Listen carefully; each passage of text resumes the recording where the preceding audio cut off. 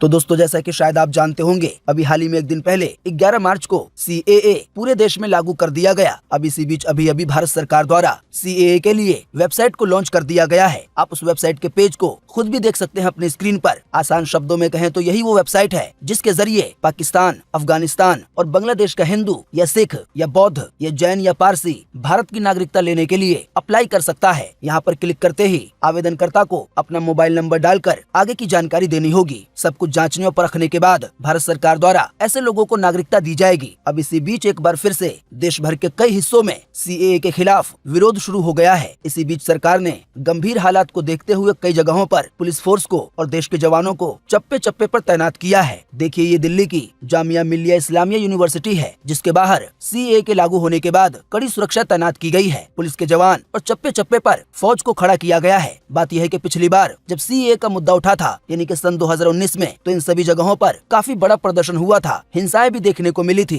इसी वजह से अब पहले से ही CAA के लागू होते ही सरकार ने खुद ही से जगह जगह पर फोर्स को तैनात कर दिया है। वहीं इसी बीच असम में एक छात्र संगठन ने CAA कानून की कॉपियां जलाई हैं। इसका वीडियो भी आया है, जिसकी झलकियां आप भी देख सकते हैं अपनी स्क्रीन पर। वहीं इसी बीच तमिलनाडु के मुख्यमंत्री का एक बड़ा बयान आ रहा है। उन्होंने कहा है कि वो अपने राज्य में CAA को लागू नहीं होने देंगे। शायद अब कई लोगों को ये बात जानकर हैरानी होगी कि बहुत सारे हिंदू भी अब CAA का विरोध कर रहे हैं। असम के बहुत सारे हिंदू इस कानून का विरोध कर रहे हैं। वहीं बताया गया है असम समेत कई हिस्सों में कई संगठन एक साथ जुट गए हैं। बताया गया है CAA के खिलाफ एक बड़े आंदोलन की तैयारी हो रही है। हालांकि इन सबके बीच यूपी का मुस्लिमों का गढ़ माने जाने वाला जो बरेली है, उनके मौलाना की ओर से CAA का स्वागत किया गया है। और CAA कानून का मुसलमानों से, भारतीय मुसलमानों से कोई लेना देना नहीं है। ये कानून तो उन लोगों के लिए बनाया गया है, वो गैर मुस्लिम जो पाकिस्तान, बांग्लादेश, अफगानिस्तान से आए और भारत में काफ़ी सालों से रह रहे हैं और उनको शहरियत नहीं मिली है। तो उनको शहरियत देने के लिए भारत सरकार ने ये कानून बनाया है। साथ ही में इसी बीच जो असदुद्दीन ओवैसी की पार्टी है, उसने भी CAA को लेकर केंद्र सरकार को घेरा है और फिर से CAA का विरोध किया है। आसान शब्दों में कहें तो अब मुस्लिम भी कई धड़ में बट गए हैं। कई इंडिया के मुस्लिम अब इसका सपोर्ट कर रहे हैं, जैसा कि अभी आपने देखा, लेकिन कई इसका विरोध कर रहे हैं। असदुद्दीन ओवैसी की पार्टी की ओर से ये कहा गया है कि CAA को NRC से जोड़कर देखना है, तभी बात समझ में आएगी। हालांकि सरकार ये बात बार बार कह चुकी है कि CAA का लेना देना NRC से बिल्कुल भी नहीं है और असल में CAA कानून इंडिया देश के लिए है ही नहीं, यहाँ के लोगों के लिए है ही नहीं। वहीं सबके बीच साउथ के मशहूर एक्टर विजय ने CAA का विरोध किया है। अभी हाल ही में विजय ने तमिलनाडु सरकार से इस बात का आग्रह किया, अपील की कि इस कानून को तमिलनाडु में लागू न होने दिया जाए। पर इन सब मुद्दों के बीच काफी ऐसे लोग हैं जो CAA के आने की वजह से बहुत ज्यादा खुश हैं और वो वही लोग हैं जो मुस्लिम देश में दूसरा धर्म होने की वजह से प्रताड़ित किए जा रहे थे, परेशान किए जा रहे थे। ऐसे लोगों ने PM मोदी को तो राम का अवतार बताया है। अभी हाल ही में ऐसे लोगों से मनोज तिवारी ने मुलाकात की तो कि जल्दी और सारे अब जो काम है वो पूरे हो जाए। सर मैं तो मानता मोदी जो है अपना राम का अवतार है। मैं ऐसे मानता हूँ, मैं ऐसे मानता मोदी जी को। तो जो भी मुद्दे चल रहे हैं, जो भी विरोध हो रहा है, ये आने वाले दिनों में जो हंगामा और बड़ा होने वाला है, तो इन सब के बीच काफी ऐसे चेहरे हैं जो CAA के आने की वजह से बहुत ज्यादा खुश हैं। बाकी दोस्तों, आइए अब आपको झटपट से बता देते हैं कि असल में CAA कानून का मेन काम है क्या। तो सबसे पहली बात आप ये समझें कि CAA कानून असल में इस देश के लोगों के लिए है ही नहीं। CAA कानून की कॉपियां पढ़ेंगे किसी के बहकावे में आए बगैर, तो आपको वहाँ पर ये साफ साफ पढ़ने को मिलेगा। और ये सभी बातें आपको जो सरकार की ऑफिशियल वेबसाइट है वहाँ पर भी दी गई है कि असल में CAA इस देश के लोगों के लिए नहीं है। यहाँ पर CAA को लेकर एक FAQ का सेक्शन दिया गया है, जिसमें ये बताया गया है कि सन 2014 तक पाकिस्तान, अफगानिस्तान, बांग्लादेश, इन तीनों ही मुस्लिम देश से जो भी अल्पसंख्यक जैसे हिंदू, सिख, बौद्ध, जैन, पारसी और ईसाई भारत आ गए हैं और काफी समय से रह रहे हैं, तो CAA कानून अभी केवल ऐसे ही लोगों को नागरिकता देगा। यानी कि अभी समय ऐसा भी नहीं है कि अभी 2024 में या इससे पहले 2020 में या 21 में पाकिस्तान से, बांग्लादेश से, अफगानिस्तान से कोई हिंदू, सिख, बौद्ध या पारसी या जैन आया हो या ईसाई आया हो, उसको भी नागरिकता दे दी जाएगी। तो ऐसा बिल्कुल नहीं है। जो भी हिंदू, सिख, बौद्ध, जैन या पारसी या ईसाई 2014 तक इंडिया में माइग्रेट होकर आए थे, केवल उन्हीं लोगों को नागरिकता दी जाएगी। तो आप खुद ही सोचें CAA कानून इंडिया के लोगों के लिए कैसे हो सकता है, क्योंकि असदुद्दीन ओवैसी की पार्टी की ओर से ये कहा गया है कि CAA को NRC से जोड़कर देखा जाए। हालांकि सरकार इसे जोड़ ही नहीं रही है। बरेलवी के बड़े मौलाना और उनकी पूरी कमेटी खुद ये बात कह रही है कि अब हमें ये कानून समझ में आ गया है और असल में ये कानून इस देश के लोगों के लिए है ही नहीं। अब इन सब के बीच आपके मन में एक सवाल आ रहा होगा कि कई सारे हिंदू, खासकर असम के लोग लोग सीए का विरोध क्यों कर रहे हैं, तो आपको बता दें उनके विरोध करने का कारण बिल्कुल ही अलग है। असम के लोगों का कहना है कि अगर बहुत सारे लोगों को नागरिकता दी जाएगी तो असम का जो कल्चर है, यहाँ की जो भाषा है, वो सब कुछ बर्बाद हो जाएगा, खत्म हो जाएगा। इसी वजह से हम नहीं चाहते कि बाहरी लोग हमारे राज्य में आए। हालांकि बार बार ये बात बताई जा रही है कि अभी इस समय नए आने वाले लोगों को नागरिकता नहीं दी जाएगी, बल्कि 2014 तक जो भी लोग पाकिस्तान, बांग्लादेश, अफगानिस्तान से परेशान होकर खास करके धर्म की वजह से यहाँ पर आ गए हैं, तो केवल ऐसे लोगों को नागरिकता दी जाएगी। वहीं इसी बीच आपको एक और बात बता दें कि सीए कानून को लेकर ये पूरा मामला एक बार फिर से देश के सबसे बड़े कोर्ट सुप्रीम कोर्ट में पहुंच गया है। जानकारी के मुताबिक मुस्लिम लीग ने याचिका दायर करते हुए इस बात की मांग की है कि सीए कानून पर रोक लगाई जाए। तो आने वाले दिनों में ये भी देखना बड़ा ही महत्वपूर्ण होगा कि देश का सबसे बड़ा कोर्ट क्या फिर से इस पर रोक लगा देता है या इसे जारी रखता है। तो दोस्तों, सीए कानून लागू होने के बाद देश भर में क्या चल रहा है, मुसलमान, हिंदू या दूसरे धर्म के लोग क्या सोच रहे हैं, आने वाले दिनों में कैसे हालात हो सकते हैं, उन सभी चीजों की जानकारी हमने आपको दी। अगर आपको ये जानकारी पसंद आई है तो आपके द्वारा एक लाइक पाना तो मेरा हक बनता है, तो वीडियो को लाइक कर दें। और जिन भी लोगों के मनों में सीए को लेकर कोई कंफ्यूजन है, उन सभी लोगों को ये वीडियो शेयर करें। आज 12 मार्च 2024 के मुख्य समाचार बताते हैं, यानी कि बड़ी और ताजा खबरें। तो देखें आज के मुख्य समाचार की ये पहली बड़ी खबर, जिसका असर आने वाले दिनों में आप पर भी हो सकता है कि क्या यूपीआई पेमेंट पर देना होगा चार्ज। फोन पे, गूगल पे और केंद्र सरकार के बीच टकराव के हालात बन रहे हैं। फोन पे, गूगल पे यूपीआई के जरिए पेमेंट करने पर अपने ग्राहकों पे चार्ज लगाना चाहती है। जी हाँ, जैसा कि आप जानते हैं कि यूपीआई पेमेंट पर कोई भी चार्ज वसूला नहीं जाता है। यानी जब आप पेटीएम, फोन पे या गूगल पे के जरिए क्यूआर कोड को स्कैन करके पैसे पे करते हैं तो आपको उतने ही पैसे देने पड़ते हैं या आपके बैंक से उतने ही पैसे कटते हैं जितने की आप पेमेंट करते हैं। ऊपर से कोई और चार्ज नहीं लगता है। लेकिन इसी बीच फोन पे और गूगल पे का यूपीआई की कई तरह की पेमेंट को लेकर सरकार से ये मांग है कि यूपीआई पेमेंट पर चार्ज को लागू किया जाए। हालांकि फिलहाल तो सरकार ने यूपीआई पेमेंट पर चार्ज लगाने से पूरी तरह से इनकार कर दिया है। हालांकि सरकार और कंपनियों के बीच टकराव अभी भी जारी है। कंपनियों का कहना है कि उनको आने वाले दिनों में नुकसान होगा, इस वजह से यूपीआई पेमेंट करने पर कुछ फीसदी का चार्ज वसूलने दिया जाए। तो अगर आने वाले दिनों में फोन पे, गूगल पे या ऐसी कंपनियों की बात मान ली जाती है तो फिर ऐसे में लोगों को हर बार यूपीआई पेमेंट करने पर एक्स्ट्रा चार्ज देना पड़ सकता है। हालांकि फिलहाल सरकार ने मना कर दिया है। देखिए अगली खबर कि हरियाणा में भाजपा और जजपा का गठबंधन टूटा।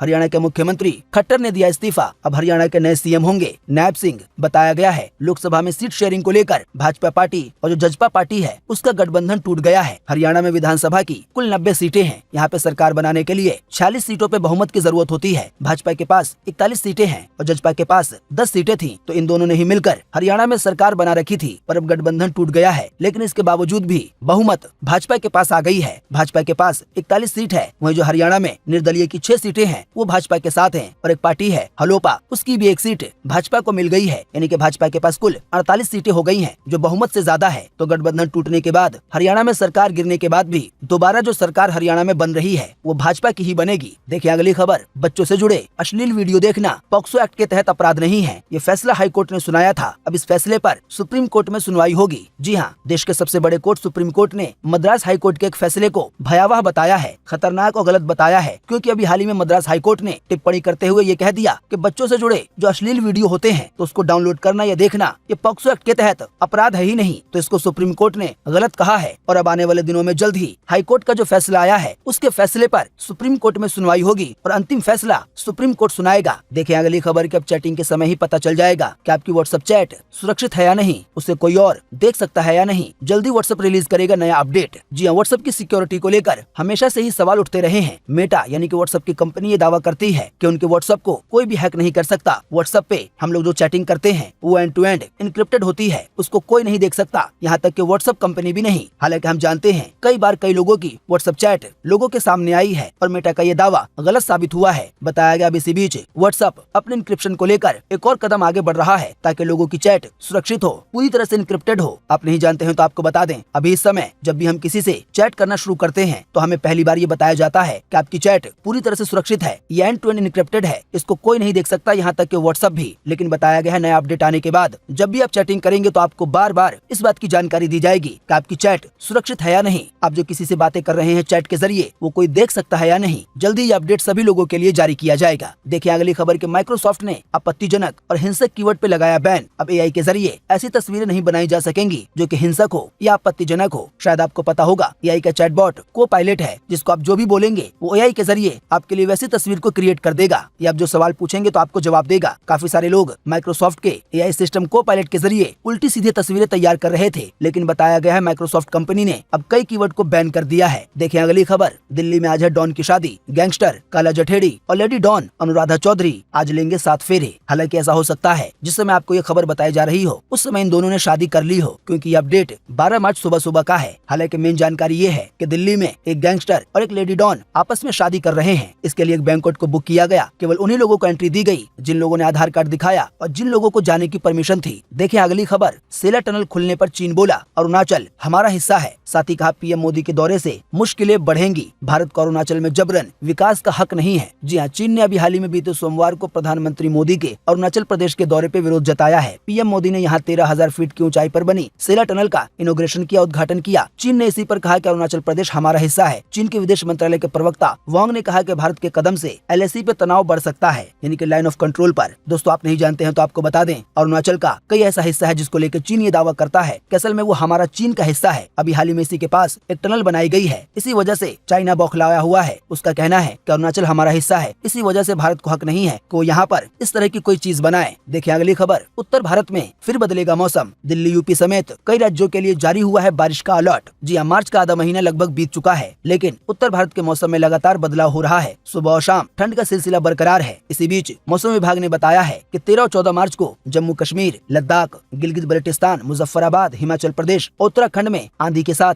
बिजली गिरने की संभावना है। उप हिमालय पश्चिम बंगाल और सिक्किम में हल्की बारिश की संभावना है। इसके अलावा दिल्ली में बुधवार को कई जगहों पे हल्की बारिश की संभावना है। इसके अलावा भी मौसम विभाग ने बताया है कि यूपी, पंजाब, हरियाणा समेत उत्तर भारत के कई राज्यों में बारिश का अलर्ट है। 13 मार्च को पंजाब, उत्तरी हरियाणा, चंडीगढ़, पश्चिमी उत्तर प्रदेश और पश्चिमी राजस्थान में हल्की बारिश होने की संभावना है। इसके अलावा भी पश्चिम बंगाल में, उड़ीसा में, झारखंड के भी कुछ हिस्सों में हल्की बारिश की संभावना है। साथ ही में 16-17 मार्च को पूर्वी मध्य प्रदेश, पश्चिमी मध्य प्रदेश, विदर्भ और छत्तीसगढ़ में भी बारिश के आसार हैं। देखिए अगली खबर। सरकार ने दी बड़ी राहत। अब जून तक फ्री में आधार कार्ड को अपडेट करा सकेंगे। जी अगर आपका भी आधार कार्ड 10 साल पुराना है और आपने बीते 10 साल के दौरान अपने आधार कार्ड में किसी भी तरह का कोई अपडेट नहीं कराया है तो आपको अपना आधार कार्ड अपडेट कराना होगा। अभी हाल ही में अपडेट कराने की तारीख खत्म हो गई थी, लेकिन अब इसे बढ़ाकर 14 जून 2024 तक कर दिया गया है। आप अपने आधार कार्ड को ऑनलाइन भी अपडेट करा सकते हैं बिल्कुल फ्री में 14 जून तक। हालांकि 14 जून के बाद आपको कुछ चार्ज देना पड़ेगा। हालांकि चार्ज केवल 50 रुपए लगेगा। 14 जून तक बिल्कुल फ्री में अपडेट होगा। साथ ही में आपको बता दें, अगर आपने बीते 10 साल में अपने आधार कार्ड में कोई अपडेट नहीं कराया है तो अपडेट कराना बिल्कुल अनिवार्य है, वरना आने वाले दिनों में आपके आधार कार्ड को लेकर कोई दिक्कत हो सकती है। देखिए अगली खबर। ऋषभ पंत को BCCI ने फिट घोषित किया। कहा IPL में विकेट कीपिंग और बैटिंग के लिए तैयार है ऋषभ। जी आने वाले IPL में आपको ऋषभ पंत मैदान पर खेलते हुए नजर आएंगे। जानकारी के मुताबिक BCCI ने ऋषभ पंत को फिट घोषित कर दिया है। शायद आपको पता होगा ऋषभ पंत का एक भयंकर कार एक्सीडेंट हो गया था। देखिए अगली खबर। अल्लू अर्जुन के फैंस ने मिलकर एक व्यक्ति को पीटा। बोले जय अल्लू अर्जुन का नारा लगाओ तो छोड़ देंगे। जी हाँ, अब तक हमने यही सुना था कि काफी सारे सनकी लोग भगवान के नाम पर इस तरह की हरकतें करते हैं, लेकिन अब कई लोग इस तरह की हरकतें कर रहे हैं कि जो साउथ के एक्टर हैं अल्लू अर्जुन, उसको लेकर जय अल्लू अर्जुन बोलो वरना पीटते रहेंगे। इसका वीडियो भी आया है जिसकी झलकी आप देख सकते हैं अपनी स्क्रीन पर। देखिए अगली खबर के। भारत दुनिया का सबसे बड़ा हथियार इंपोर्टर है। वहीं हथियारों की बिक्री में दूसरे नंबर पर है फ्रांस। साथ ही बताया गया हथियार बेचने के मामले में पहली बार रूस रैंकिंग के मामले में लुढ़क कर तीसरे नंबर पर आ गया है। आसान शब्दों में कहें तो भारत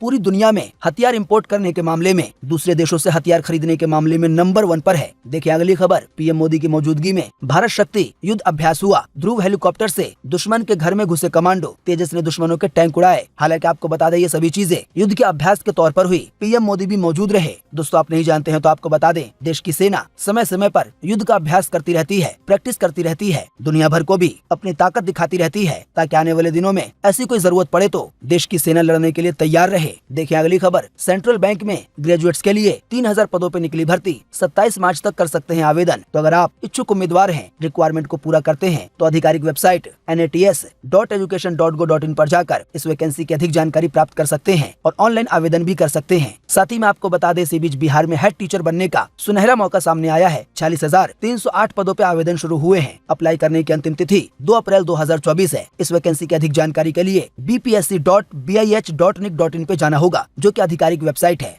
तो दोस्तों उम्मीद करते हैं कि आज की इस वीडियो से आपको काफी कुछ जानकारी मिली होगी। हम बस इसके बदले में आपसे इतना ही चाहते हैं कि आप इस वीडियो को लाइक कर दें और शेयर कर दें, क्योंकि आपका लाइक और शेयर करना ही होता है हमारी मेहनत का फल। वीडियो देखने के लिए आपका बहुत बहुत धन्यवाद। Thanks for watching.